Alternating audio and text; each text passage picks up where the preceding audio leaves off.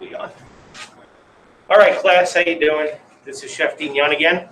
Want to talk to you today a little bit about brining. I want to follow up the conversation yesterday and the lesson yesterday about fabricating the bone-in pork loin with the reciprocating saw. Yesterday we took care of that and did that. As you can see here behind me, I have the pork cut, ready to go. Today I want to put it into the brine. All right, and we want to discuss what brine is, okay, why we brine, and when it's appropriate to brine. Okay, these are a couple things that we want to hit today and talk about. Typically, I do this and brine meat products that tend to be lean, okay, and have to be cooked to a higher temperature. Okay, so what I mean by that is the internal temperature of a product, of a protein, when we're going to cook it, you know, such as chicken, poultry, turkey, right? We're going to cook to 165. Okay, pork loin, right? We want to cook that to 145 degrees. Okay, these items tend to be more lean than proteins such as beef, okay, or lamb. Beef and lamb are very fatty, okay? The idea behind this is that brining, we're putting into a water solution, a water and salt solution, okay? And by doing that, you have an item that's made up of a lot of water. So when it cooks, that water evaporates, and then the meat tends to dry out. Well, when we brine, we're soaking that meat in more water, creating it to absorb more liquid. So at the end result, by the time the protein cooks to its proper internal temperature, it's lost less moisture because we added more moisture to the protein. Okay? So brining, what it is a simple salt water solution. Okay? 2 ingredients. That's all you need for brine. Salt and water, which I have here. Okay? Sometimes I like to add other things to my brining solution to incorporate more flavor. All right? Sometimes it'll be herbs, spices, aromatics.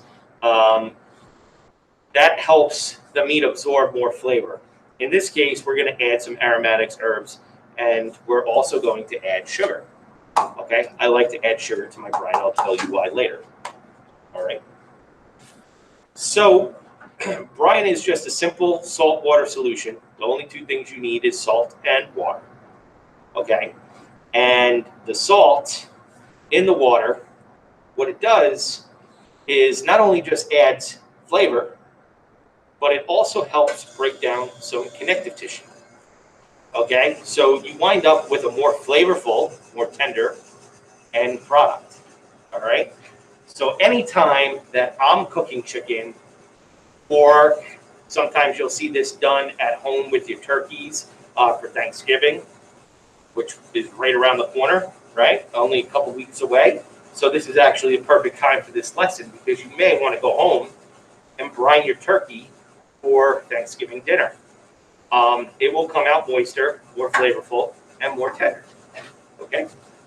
So today, we're going to brine the pork loin that I cut yesterday with the reciprocating saw, as I said before. There was a video on that. It's posted in Google Classroom. Please feel free to review it anytime you'd like. So let's talk about brine, right? We know what it is, okay? We know why we use it, and we know when to use it. We're going to use it on leaner cuts of meat that have higher cooking internal temperature, okay? It's the best way I could put it, all right?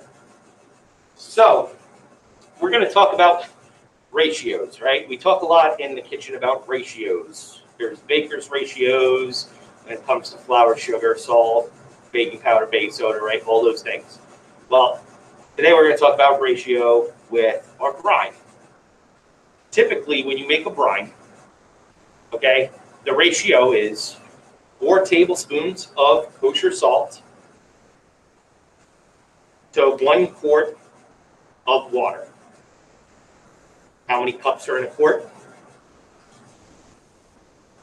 I'll give it a minute. Let everybody think about that. Okay. By now, everybody should have gotten that answer correct. There are 4 cups in a quart. Okay. So 4 cups in a quart.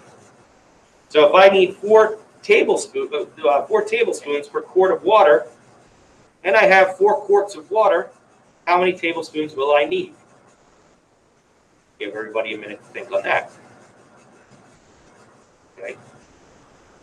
4 cups of water, 4 tablespoons per cup, 4 times 4 equals 16. Okay. Now, hopefully, most of you, especially the seniors, know, especially talking about standardized recipes, right? You're not going to write 16 tablespoons in a recipe. Okay. When you're standardizing a recipe, a perfect example of what that means is you don't leave that at 16 tablespoons. We need to know a smaller format, a smaller way to break that down to where we do less measurement, right? To where we make things more efficient. We want to make it as efficient as possible so we can do more work in a shorter period of time, right? Work smart, not hard. So I do have in my senior class a conversion chart posted in the Google Classroom. Some of you may already know this, talking about recipe conversions, okay, and then kitchen unit conversions, okay. There are 16 tablespoons in a cup, all right. So if I got 4 cups of water, okay, 4 cups of water, 1 quart, I need 1 cup of salt, okay. Here in this case, I have 8 quarts of water. So I'm going to double that, and I need 2 cups of kosher salt, which I've measured out here. Okay. Now, one thing that I know a lot of the students and my cooks in the industry that I always tell them is when we cook savory food, okay, anytime you're cooking on the savory side, on the line, we're cooking food, savory food, not bacon. Okay. I always write my recipes and formulate everything, and I cook with kosher salt. Okay, I know a lot of the students have heard me say, don't use the table salt, right? We have table salt out. And I stop them, and I want them to use kosher salt. So let me take a minute right now and explain why. Because there is a really, really good reason why I want to cook food with kosher salt. One reason is because kosher salt and sea salt tend to have larger crystals. Okay? So, table salt has a very specific granular size, very specific crystal size. It's very fine. Okay, I know some of you may have noticed that. What happens is, when the crystals are that small, okay, the weight of table salt for the same amount, okay, of table salt is actually doubled, all right, because there's less permeability, there's less holes or porosity, right? I think it's porosity, I'm pretty sure, all right? Meaning the holes and the gaps in between each granular are much smaller, whereas in kosher salt, they're much larger. So a table of kosher salt, okay, will weigh, a tablespoon of kosher salt will weigh half the amount of weight of a tablespoon of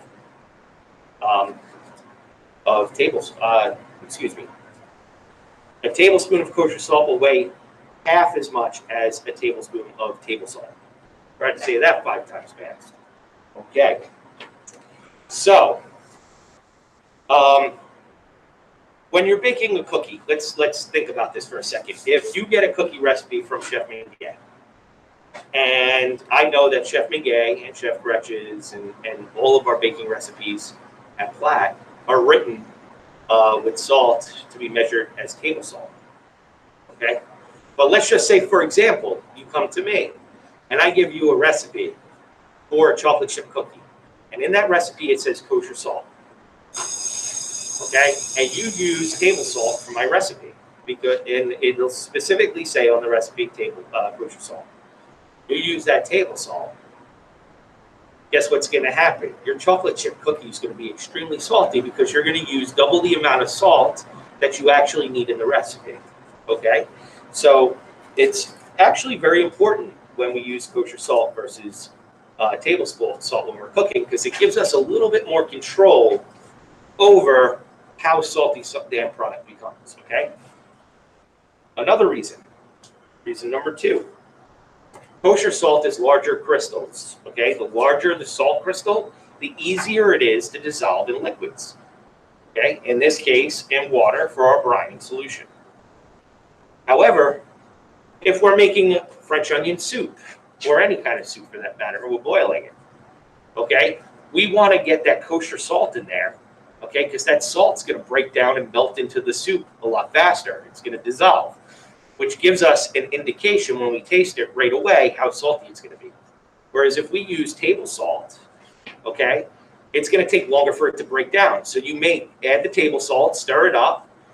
You're going to taste the soup. It's not going to be that salty because that salt hasn't really dissolved in the soup yet. So what do? You immediately add more salt, right? You taste it again. Oh, wow, where's all the salt? More salt, until you get that, until the salt starts to dissolve, and as you're tasting, now you're going, okay, there it is. It's good.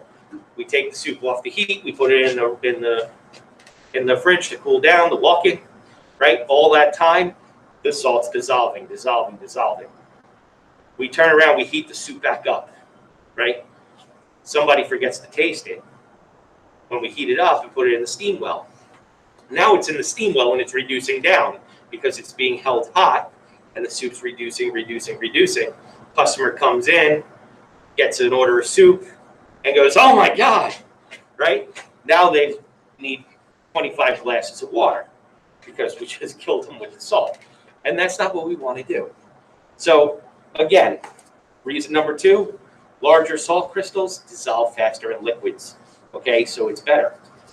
Reason number 3 is when we season something like a protein, and it's on the surface of the product, it dissolves slower, okay? Which is good because when we use salt on like a steak, we want to, get like when we do a roast beef, right?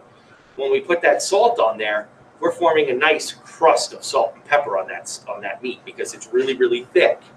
And when we roast it and then we cool it down and slice it, nothing in the middle of that meat other than the exterior is seasoned.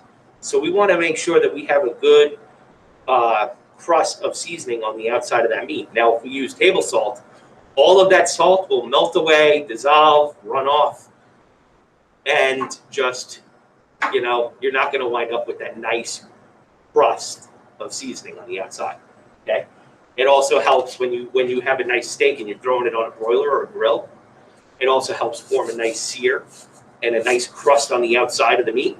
Therefore, it locks in and traps the moisture on the inside because you're forming a crust on the outside. It's a layer. It's an exterior layer that allows the juice to stay inside, okay? So it's very important when we talk about salt. Salt, is one of those things that you really got to know what you're using. Like pink Himalayan sea salt actually has a lower salinity than kosher salt. Okay, black lava sea salt, which is actually black, they get it from inside the volcanoes, on the ridge of the volcanoes near the oceans, right, like Hawaii. The crust forms on the outside and they scrape it off and it turns black from the charcoal, right? That's actually really salty. The salinity level's way higher than kosher salt. So salt is very important. There's salts from all over the world. Fleur de Sal is from France. It's one of the most expensive sea salts in the world, and it's because it's so delicious. Okay, sprinkle a little bit of that on your butter for your bread. Forget about it. You're in heaven. Okay, but what we're going to do is we're going to take this kosher salt and we're going to add it to our water solution. Then we're going to stir it to dissolve. Same thing with the brown sugar. Okay, now sometimes in my brining solution I'll add brown sugar. Sometimes I'll use granulated sugar. When I'm working with pork, I like to use brown sugar, okay? and my ratio is usually half the amount of sugar to salt. So if I have 8 quarts of water, 2 cups of salt, I'm going to do 1 cup of brown sugar, packed. Always pack your brown sugar when measuring, okay? Unless the recipe specifies not to, okay? So the reason I like brown sugar when I'm cooking pork is because brown sugar is actually granulated sugar and molasses mixed together, okay? And the molasses creates this depth of flavor in my pork that I really enjoy. So I really like to use brown sugar in my brine with pork. If I'm brining chicken, sometimes I'll use brown sugar. Other times I'll use white sugar. If I'm going to brine my chicken so I can grill chicken and do barbecue chicken with barbecue sauce, or I'm going to smoke my chicken, I'm going to use brown sugar because that molasses is prominent in barbecue flavors, right? But if I'm going to just do like an Italian herb grilled chicken breast, I'm going to use white sugar, okay? So there's a time and place, and it's all personal preference, all right? Remember, food is 100% opinion, right? So in this case, we're going to use brown sugar, so I'm going to use a cup of that. I'm also going to throw in some aromatics. I'm going to throw in some garlic cloves, and I'm going to throw in some herbs, some thyme, because I have it here, and I don't want it to go bad, and it's going to add a nice, beautiful flavor to my pork, okay? So simply, to make our brine, sometimes you could boil it and dissolve the sugar and the salt faster. If I boil my brine, I start off with half the amount of liquid, okay? Half the amount of water. So here I would have 4 quarts of water. And then I would bring it to a boil. I would dissolve my sugar and my salt in that water. And then to cool it down, to make sure I cool it fast enough, once it's dissolved, I add ice. And typically I add double the amount of ice as I would normally water, because when it melts, it shrinks, right? The density is different due to the change in the molecules. So here, I'm just going to simply add my sugar, and I'm going to add my salt, okay? And I'm going to start to whisk that until that dissolves. All right. Because I'm going to be soaking our pork for an extended period of time, I'm not really that concerned to boil the garlic and the thyme to extract the flavor. If I had less time for my pork to sit in it, in the brine, I would actually prefer to bring it to a boil.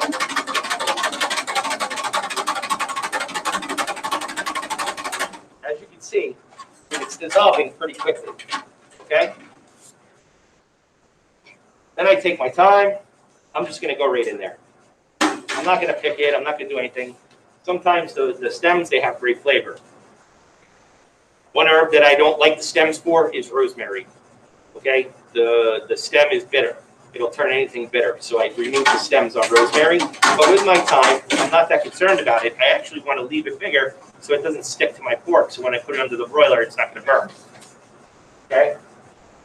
So I want to be able to remove it easily from what I have. Now I'm going to go grab a knife.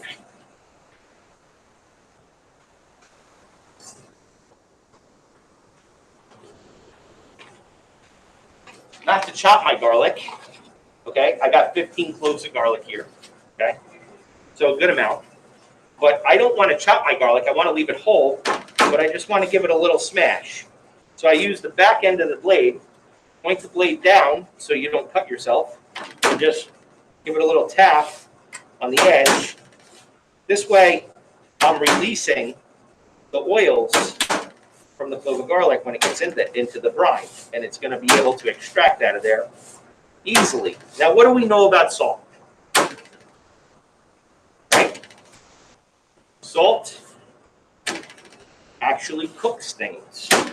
Okay, when you're brining or you're curing, it actually cooks things. Like when you have cured salmon, okay, the salmon is in the salt. It actually cooks. Or when you think about like prosciutto or pancetta, which are pork products, right? That pork is not cooked. It's left raw and encrusted with salt, and then it's aged, okay, with that salt on it. And what that does is it penetrates the meat and it actually cooks it. So you're able to eat that when it's sliced without actually cooking it with heat. Okay? So now I'm going to give us a nice little stir in there again. Okay? As you can see, if you can see in there, the salt and the sugar are completely dissolved. Okay? So it really doesn't take a long time. So now, it's important, I want to taste my brine, which it should be salty like the ocean. Okay? If you taste it and you go, oh my God, that's really salty. It tastes like I swallowed water at the beach. That's a good thing when you're brining. Okay? That's how it should be. It shouldn't be just a small amount of salt. All right? So this ratio actually works really good. If you follow it, you don't necessarily have to taste it because the ratio is there. It's formatted and designed to be foolproof. However, I still am a firm believer that anything I do, I taste. I taste before I add anything. Okay? Because I don't want to take my meat that cost me $4 a pound, and I got 30 pounds meat, put it into my brine, and my brine's no good. Because now I've wasted a lot of money on meat, right? So from here, okay, what I'm going to do is I'm going to take a second container that I have, all right? Just have a little water in there. And I'm going to start to lay my pork into the container. The reason I'm doing this, I want everybody to think about why I might add the pork to the container and then the liquid, instead of adding the pork right to the liquid. Okay, so while I'm doing this, just take a second to think about that. It's big pork cuts. All right. The reason I'm doing that is because, number one, I don't want to overfill my bucket. Okay? If I put the pork in here, now all of a sudden my liquid rises up and I have half the amount of pork still in there, right? Then I'm not going to have enough room, and then I got to start digging pork out. Again, I'm going to work smart, not hard. So I'm going to turn around. Now I'm going to start to put my liquid into my bucket. And I do want to fill the pork. I do want it to come up over all of the pork. Now I'm going to extract some herbs. Some garlic is already in there. Do another clove. So I kind of mix that up nice and evenly, so I get a good flavor. Now what I'll do is I'll take the rest of my pork, because I know I got half of it in there, and I'm going to have the roux. Now remember, liquid rises when you add weight to it, right? So the liquid's going to rise. So I want to make sure I have enough in there. Simply like that. There's that one single chop. That's going to make a nice Scooby snack tomorrow. I do want to show you this. Remember, we talked in the video yesterday a little bit about French food. So I took the liberty and I Frenched an entire piece for you guys so you can see what a Frenched rack looks like. French just means to remove the meat away from the bone. And typically when you cook this or broil this, it makes a beautiful presentation on the plate. Sometimes when I do individual chops, I'll French the bone out like that to make a nice, beautiful presentation. You want to wrap that with foil so it doesn't burn, okay, under the broiler or in the oven, because the bone will actually burn and break. So you put a little foil over it, and it makes it really nice, okay? So we're going to go in there with those. All right. Now, what I can say is we have almost the perfect amount of brine for all the pork. Okay? And that's it. Now we soak this. Okay? Now it's important to know that when you're brining something, it's a good thing to know how long to soak it for. Okay? You can under soak it, you can under brine it, and you can over brine it. Remember, salt cooks items. okay? So if you leave this in the liquid for too long, it will eventually cook, and it'll be nice and dry. And then you can hang it in the walk-in cooler and dry it out if you have the right humidity and airflow. And then you can make prosciutto or something like that, some kind of cured meat. Not in this case, prosciutto comes from the ham, right? The back hindquarter of the pig. But ultimately, you want to soak for a minimum of 24 hours and a maximum of 72 hours. Do not go over 72 hours. That's when it'll become too salty, too cooked. It just won't turn out right. When you do cook it, it'll turn out really, really dry. The idea is to cook it and have it really, really moist, right? So the sweet spot is between 24 and 72 hours. Okay, so I'm brining this today. Tomorrow we're closed at school. Thursday morning I'm going to come in and I'm going to pull it from the brine. And then we'll go over and discuss and film a video on broiling, because we're actually going to light the broiler over on the calf side, which is a piece of equipment we don't really get to use. Okay, and I'll do a demonstration on broiling. Okay, but 24 to 72 hours. All right, you could get away if you're at home brining your chicken breasts, a smaller piece of meat, for like 4 to 8 hours. It's not going to be as good. When we brine our chicken on the Orchard menu that we started doing this year, we brine it for a minimum of 24 to 72 hours. Okay, so that's on the Orchard menu this year with our chicken for our salads and stuff. Okay, so I hope you all enjoyed the video of brining, and now you have a firm understanding as to when you brine, why you brine, what brine is, and what effects it has on your proteins. Okay, again, use it for leaner cuts of meat, chicken breast, pork loin, pork tenderloin. You use it for your turkey, for Thanksgiving. Also, you can, don't use it for beef, something that has a lot of fat. You don't want to use it, okay? Whereas when you have a fatty piece of beef, like a ribeye steak, all that fat's melting down as you're cooking it, and that's what's giving the flavor and basting the meat, keeping it moist and tender. Here, we have a leaner cut of meat that has less fat, so we want to make sure that we incorporate more liquid into the product, so through evaporation, we lose less liquid at the end result of cooking. That wraps up brining. Thank you very much. I hope you enjoyed, and I look forward to seeing you on Thursday at the broiler station.